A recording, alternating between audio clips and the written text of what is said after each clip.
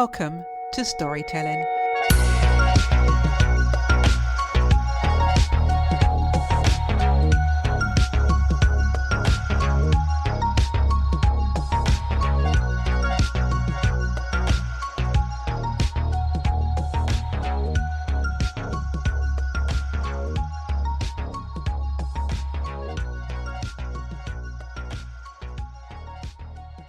This week's guest is an entrepreneur and former military leader with a fascinating perspective on leadership, accountability, and the future of the workplace.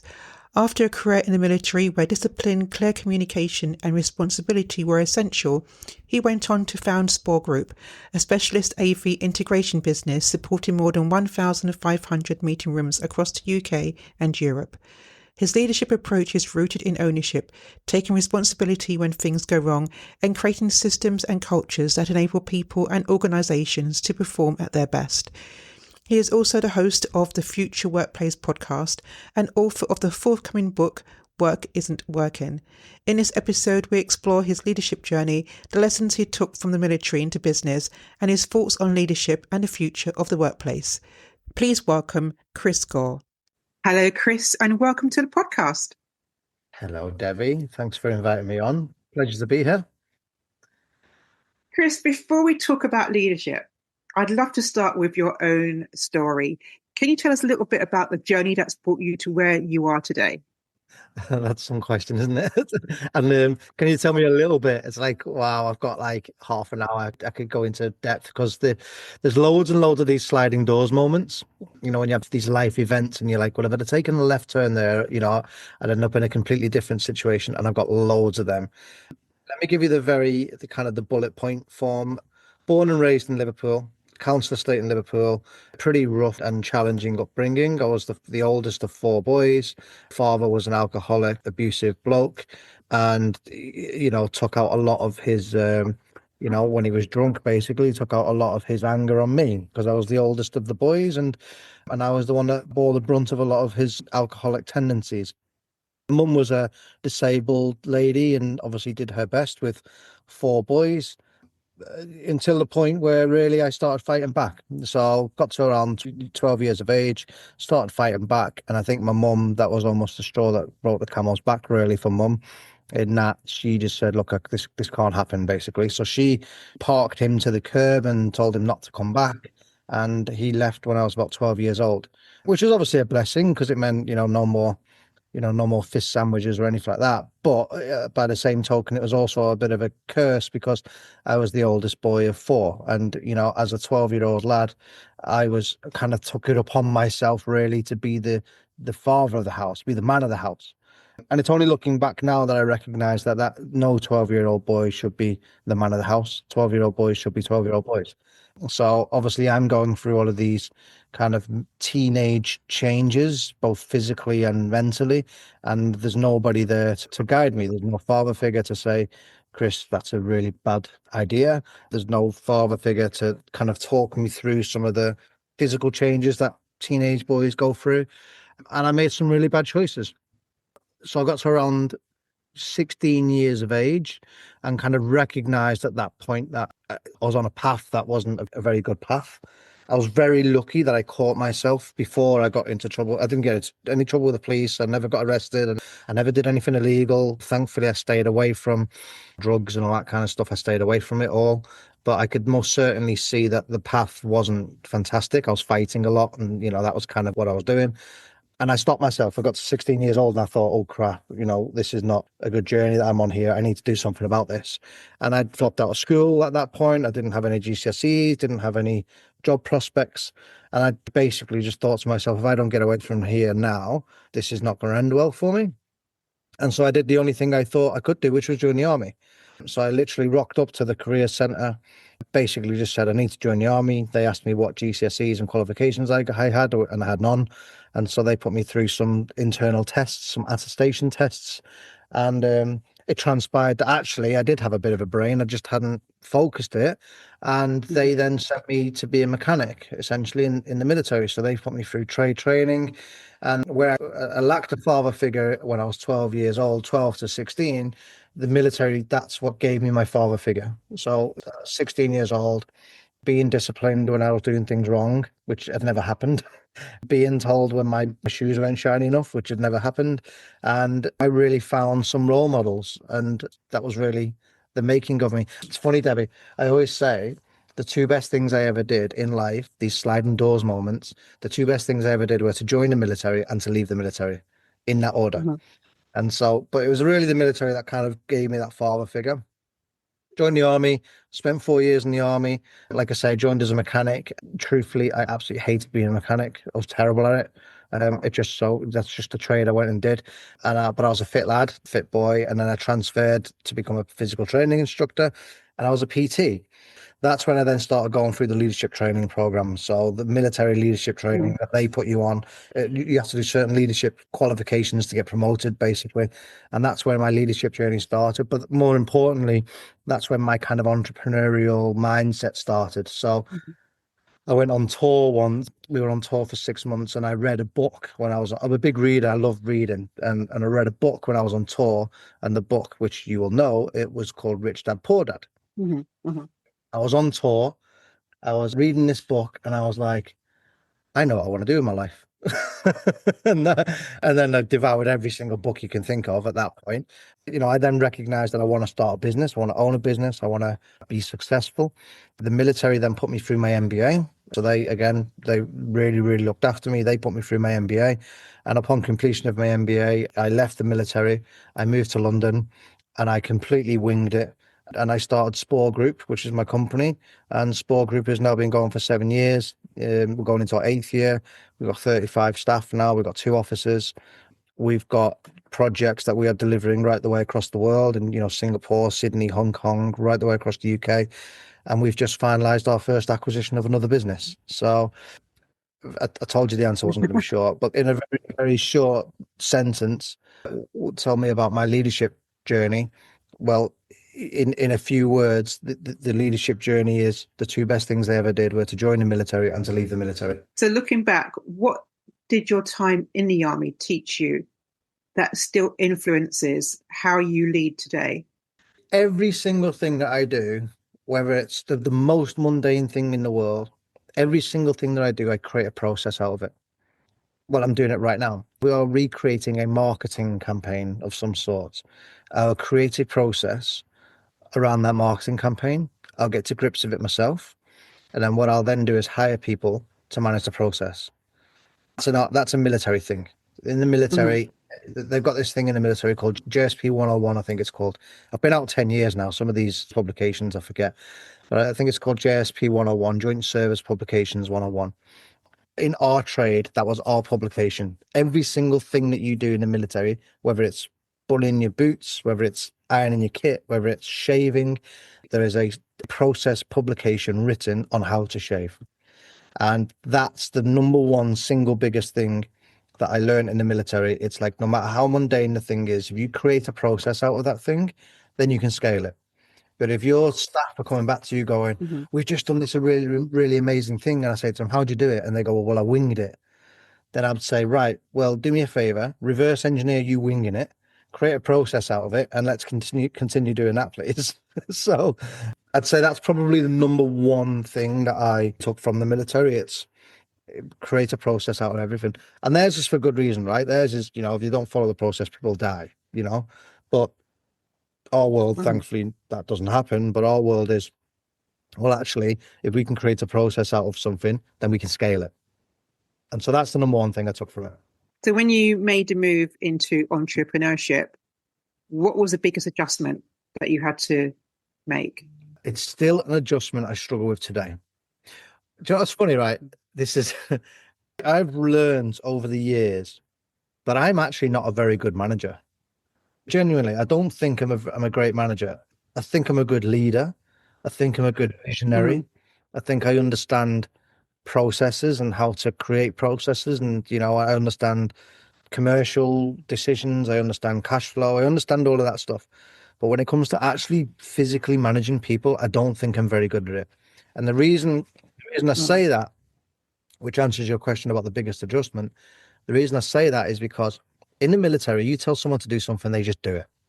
There isn't a question. It could be like, I don't know, we'd have generals come round to visit camp and stuff, and we were painting the curbs, like painting it like alternate colors, one black curb, one white curb, one black curb. It's completely ridiculous. Why are we painting curbs? It's just ridiculous. But you just don't question it, you do it. The biggest adjustment I've had to make, and to be honest, Debbie, I don't think I've made it. I don't think I've made the adjustment very well at all. Is when I ask people to do stuff in Civvy Street, they can say no. And it's Mm. like, okay. And I think that's probably something that I still to this day struggle with. I'm fortunate that I've obviously hired a senior leadership team in my business now. So I recognize that I'm not a great manager, and I've hired a senior leadership team now. And essentially my role within SPOR now is visionary. Here's the direction we want to go. Senior leadership team, make it happen, which has taken my direct reports off of me, which is probably a good thing. So yeah, that's the biggest adjustment. It's people can say no. I think it's really good that you made that distinction between being a manager and being a leader, because some people blur the lines. They're not too sure. They think that because they've been promoted, they're suddenly a leader. But what would you say from your experience makes a good leader? Successful businesses need like three characters. And this is Mm. my experience of it anyway. Character one is like this visionary. That's like the person that kind of has this vision of what they want to try and deliver. Now, the visionary doesn't always, I mean, in my experience, this is not, I'm not blanketing everybody with this, but in my experience, the visionary for me isn't the best manager. I'm not the best organizer, despite the fact that I was in the military and I've got scale, I've got processes and all that kind of stuff.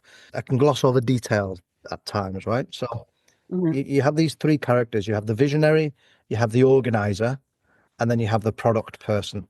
So the visionary is very much the person that tries to drive the company forward, tries to express a vision, a mission, if you like. The organizer then takes my madness and goes, okay, Chris, I will try and organize this because I'm obviously a processor, I want processors, I want processors. The organizer will then listen to my madness and go, okay, well, let me organize these departments and this business into a position where we can deliver your vision. They'll organize my carnage. And then the product person will then go, well, Chris, your vision is you want this. I need to turn that into a product so that the organizer can organize things in a way where we're traveling towards the vision that you've got. And so I don't think if you haven't got one of those three characters, again, my experience, I'm not talking about everybody here, but if you haven't got those three characters, it's really difficult because you'll just have a visionary cause an absolute mayhem. And somebody will like, well, hang on a minute, Chris, last week you wanted to do this. Now this week you want to do this. So you need an organizer to kind of just keep the visionary and my little ADHD brain that just keep things aligned and keep things in nice boxes. You need those three characters. So with the three characters you mentioned, the visionary, the organizer, and the product person, how do you keep those three areas accountable? In the same way as what we just mentioned a few minutes ago, it's that those three people have their own departments. Mhm. And for me, I Mhm. need to see that the departments are three separate things. It's not intertwined because when you intertwine things, things get missed, right? And you can't miss things. So you keep them accountable by saying to them, look, Mhm. everybody knows what the mission is. Everyone knows what the vision is. Your responsibility is to organize this ship in a way that it's the most efficient. And the third person's role is to create the products to be able to keep this thing going. But the way we keep them accountable is by we set the KPIs. So we'll say, right, we reverse engineer what the mission is basically. So we say, right, well, the mission could be, I don't know, £10 million of revenue. Could be that. So you could reverse engineer the £10 million of revenue and go, right, well, how are we going to get there? What does each month look like? What products do we need to sell? That's the way you keep them accountable by saying, well, we reverse engineer whatever that mission is, and then we'll make KPIs on a quarterly basis based off of whatever that mission is, and we'll put those people in charge of those KPIs. And that's when you then have the meeting. One of the ways we do it is SPOR Group was growing. I was finding myself being in a position where I was being dragged into loads and loads of meetings. So I'm sure your listeners Mm. experience this as well. So I'm in all of these meetings, and eventually I went, you know what, guys, this is actually not valuable use of my time. I'm in all of these meetings and trying to give you the accountability to actually run this thing without me. So what we're going to do is, I now run things on 5 meetings, and that's it. I just have 5 meetings, which are non-movable in the diary every week. Meeting number one, which actually I did this morning before we jumped on here, is senior leadership meeting. So the senior leaders, Monday morning, we jump on a senior leadership meeting and we talk about the mission, the vision, what's the goals for this week, which all blend into what are the goals for this month, what are the goals for this quarter. So that's what we cover on the senior leadership meeting. What are the blockers? What are the challenges from last week? They're the things that we cover on the senior leadership meeting. What then happens is the senior leadership team that are on that meeting, they've got their own departments. So the second meeting is they then finish our senior leadership meeting, they go into a department meeting and they express what the goals are as a business at a department level. I don't join that meeting. The individual department heads have that meeting. They do that meeting, they do a department meeting. Following that, they then break it down to individual coffee, water cooler type catch-ups with their individual department members. And again, that's an informal meeting. So that's the third one. Every week you have a kind of water cooler conversation with your team just to make sure everyone's happy, all that kind of HR stuff as well. What we then have is a monthly performance meeting with the individual members of the team, and then a quarterly performance meeting with the individual members of the team as well. So they're the 5 meetings, of which I only attend the senior leadership meeting and my quarterly performance review with my individual members of the team. That's how we keep accountability on everyone, by just having that one meeting, keeping everyone aligned, setting the KPIs based off of that, and then having that structure, process, right? Having that structure and process in terms of meetings. That stopped me from being dragged into everything. I only need to know about things on a Monday morning. So resilience is often talked about as if people either have it or they don't. What's your view? Can resilience be developed? Oh my God, what a question that is. Oh, that is some question out there. I don't know. And I think the reason I don't know is because I think I've built up a level of resilience from my upbringing and from the military. That's been built over years. And it's ingrained in me. Like my childhood memories are such that I had to be resilient. They say, don't they? I'm trying to think of the best metaphor for this. They say you never see a heavyweight boxer, middle class heavyweight boxer. You don't, do you? The heavyweight boxers have always had some kind of resilient, training, whether that's lifestyle. Mike Tyson wasn't born with a silver spoon in his mouth. I just don't know if the level of resilience that I have is you can train it, in adult life. I don't think you can. But that might be quite a controversial comment to make. I think what you're trying to say is that life experience is what helps you to develop that resilience. Yeah. And it's a funny one, isn't it? Like, it's a really difficult topic to talk about because like mental health, right? Highest portion of death in middle age is suicide. Thankfully, I feel that men are starting to talk a little bit more, which is great. And it's not taboo to talk a little bit more, which is obviously great.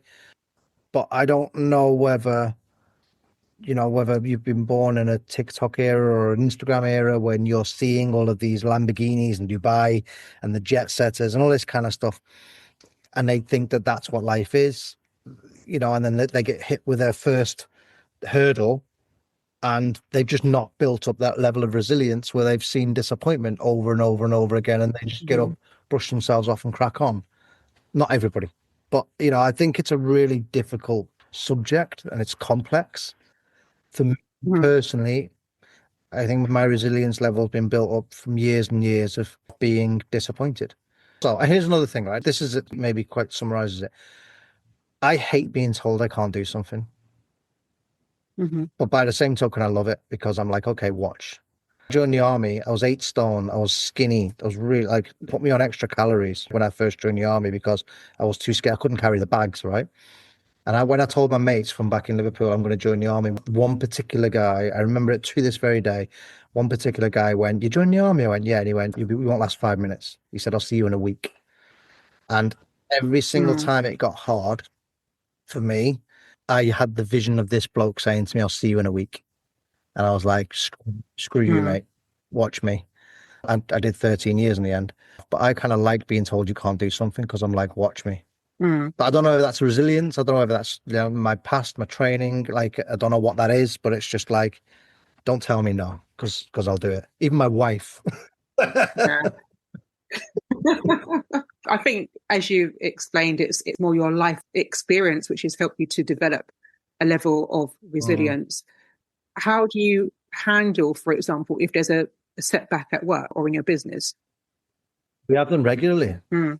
I can't go into too many details, but we have them regularly where we might be trying to win a contract, and you can see there's some conversations happening in the background where you're not involved, and strategically aligning other people to win that work. We have it regularly. And I honestly, my mindset is screw you. I'm going to do something about this.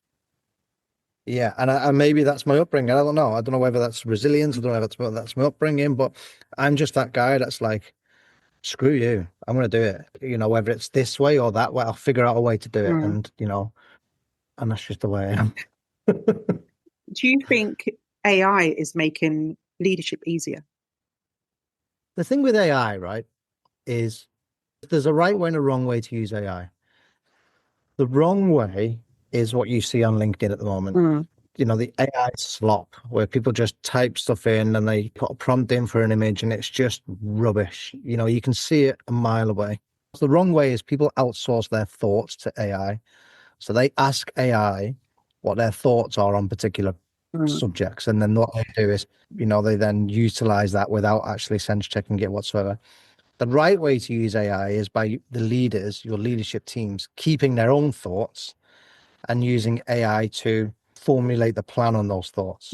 So we use AI, we use it, but the way that we do it is we use it in a way that just, it saves me time. It optimizes my time. So the way that we use AI is the Claude Cowork, for example, comes with the ability to sync up with your CRM. So the way that we use AI is we go, right, Claude Cowork, tell me about my sales performance this week. Tell me about the amount of leads we've got. Tell me about so that's the way that you optimize AI the right way. The wrong way of optimizing it is by outsourcing your thoughts. And if you outsource your thoughts, then you become dumber, firstly, but you then don't question what AI kicks out. And it's not what AI's initial response that kicks out is always dumb.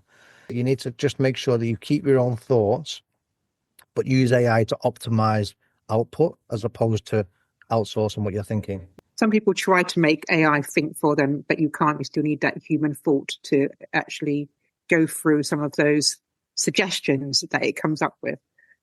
Just on that, we had an interview. Somebody interviewed for a position in our company the other day, and they used AI to put the presentation together, which is no problem. Like, in fact, I think we're at a point here where if they didn't use AI to put together a presentation, I think that would be a red flag for me. I'd be like, why aren't you using AI? But they clearly used AI to put this presentation together, which is great. But then the problem is that they didn't understand the presentation. They didn't understand what so then they were presenting to us last week. This is literally a couple of days ago. They were presenting to us. And as we started then asking human questions, just not to trip people up or anything, but just clarify some points, he was just like, I don't, and he was just tripping over him. He was all over the place. Eventually, in fairness to the bloke, he went, I'll be honest with you, I've used AI to put all of this together and I haven't, gone through it properly because of the times, whatever. He held his hands up to it. But that's a really current example of the right way and the wrong way to use it. Yes, use it to optimize your time and make sure that the designs are right and stuff like that. But actually, don't outsource your thinking. So with that advice about not outsourcing your thinking, what do you think the next generation of leaders will need that today's leaders perhaps haven't had to develop? I'm not sure if today's leaders haven't developed this skill, but I think it's going to be something that's even more important as we move into the future. And it's EQ. It's human connection. We're in a world where hybrid working is a thing. You can work from home and you can be pretty productive. We're in a world where you could, reasonably spend 6 weeks and, if you're, just out of university or whatever, in a single studio flat in London, you could spend 6 weeks and not speak to anyone. And I think what leaders need to recognize is that this is a real thing. People do work from home and you've got the ability to use AI to optimize output. And I think EQ and human interaction is probably something that we just need to, we need to make sure that we're on top of, because people being at home all day, every day is not a good thing just for the person, right? There's me talking about how bad I am as a manager, but actually I think that's a pretty important thing. So Chris, if your younger self, the man before joining the army could see where you are today, what do you think he'd say? Probably get back in your box. He'd probably be like, "Who do you think you are?" I'm only messing, but what would he say? I think he'd say, take a moment just to recognize what you've done. Mm, Because I don't stop. Like it's, yes, business is good. I've got a, lovely wife. I've got twin girls who are 2 years old. I've got amazing, amazing kids. Things are good. Like, it's good. I'm always like, what's next? Like mm, the visionary thing. Like, how do I now grow this again? How do I now? I've just said we've just acquired another company, right? So I'm now integrating those two companies. I'm in the market. In fact, following our meeting today, I've got another acquisition conversation with another company to try and buy. So it doesn't stop. But I mm, think my young self would say, just stop, Chris. Have a moment. And even then, even with my wife and kids, before we started recording, you said, "How was your weekend?" Yeah, it's great. Park, kids, wherever.